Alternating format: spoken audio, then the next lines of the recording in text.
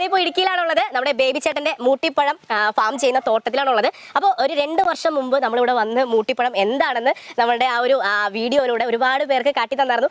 Baby ചേട്ടനും ജെറിനും കൂടിയാണ് ഇപ്പോൾ പണികളൊക്കെ അല്ലേ.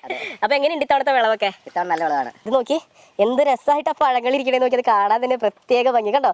അപ്പോൾ ഇങ്ങനെ ഇത് ഹാർവെസ്റ്റ് ചെയ്തെടുത്ത് നമ്മൾ ഇന്ന് എന്താണ് നമ്മളിന്ന് സ്പെഷ്യലായിട്ട് ഇന്ന് നമ്മൾ ഉണ്ടാക്കാൻ പോകുന്നത്? നമ്മള് അച്ചാർ ഉണ്ടാക്കാൻ പോകും. അച്ചാർ മൂട്ടിപ്പഴ അച്ചാർ. ഓ അടിപൊളി. അപ്പൊ സാധാരണ പഴങ്ങൾ പോലെയാണ് കേട്ടോ ഈ മൂട്ടിപ്പഴത്തിന്റെ പഴം ഉണ്ടായി വരുന്നത്. ശരിക്കും ആ ഒരു കണ്ട ആ മരത്തുമ്പേന്നാണ് ഉണ്ടായി വരുന്നത്. നമ്മളിതേ ഒരെണ്ണം പറിച്ച് കഴിച്ച് കാട്ടിത്തരാം കേട്ടോ. ദേ നമ്മൾ ഒരെണ്ണം കിള്ളി എടുത്തിട്ടുണ്ടേ.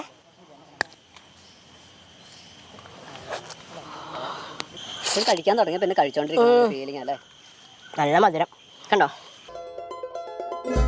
അപ്പോൾ നമ്മൾ ഓരോ മരങ്ങളിൽ നിന്ന് പറിച്ചുകൊണ്ടിരിക്കുകയാണ്. ഒരു മരത്തിനെ നമ്മൾ മുഴുവനായിട്ട് തീർക്കുന്നില്ല, നമ്മുടെ ആവശ്യത്തിനായിട്ട് പല മരങ്ങളിൽ നിന്ന് എടുക്കുന്നത്. അപ്പോൾ ഇന്ന് നമ്മൾ 25 കിലോ ഉണ്ട്, 25 കിലോ അച്ചാറിടാൻ പോകുന്നത്. അപ്പോൾ ചെറിയ മരങ്ങളുണ്ട്, വലിയ മരങ്ങളുണ്ട്, എല്ലാத்தைയും നമ്മൾ പറിക്കുന്നുണ്ട്. കാച്ചെടുക്കുന്നത് കണ്ടായിരുന്നു. ഓ ഇത് ചെറിയ മരോട്ടെ, ഏകദേശം 6 വർഷം പ്രായമുള്ള മരമാണ്. അതിൽ വിളവ് കിട്ടുന്ന നോക്കി നല്ല നീളത്തിലുള്ള കൊലകൾ കേട്ടോ. അടിപൊളി കണ്ട. ഇതൊരു 3/4 കിലോ കാണും കേട്ടോ. കണ്ട നല്ല കൊല, ഒരു 3/4 കിലോ കാണും. ബേബി ചേട്ടാ ഇത് മരം നിറയെ കാച്ചി കിടക്കുന്ന സമയത്ത് എന്താ പറയുക, ഈ അണ്ണാനും കിളികളൊക്കെ വന്നിട്ട് കഴിച്ചിട്ട് പോവോ? നമ്മുടെ നാട്ടിൽ അങ്ങനെ ഇതിന്റെ ശല്യം ഉണ്ടായിട്ടില്ല. നാട്ടിലിപ്പോൾ അണ്ണാനും ബാവലൊക്കെ ഇതിനെന്തും കഴിച്ചിട്ടില്ല. പക്ഷെ കാട്ടുമൃഗങ്ങളുടെ ഇഷ്ട ഭക്ഷണമാണ്.